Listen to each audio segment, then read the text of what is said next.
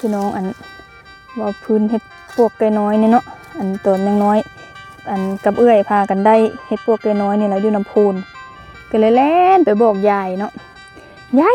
ได้เฮ็ดปวกอันไก่น้อยผู้เฒ่าเนาะหูตึงหูบ่ค่อยดีปานใดไปเอาไก่น้อยเพิ่นมาเล่นว่าซั่นไม่เฒ่ายาย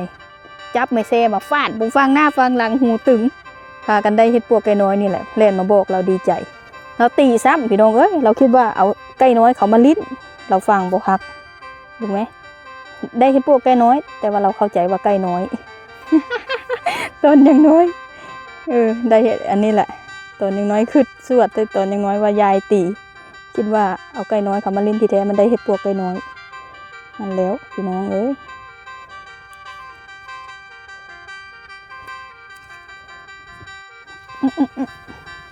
โอ้ยพี่น้องเอ้ย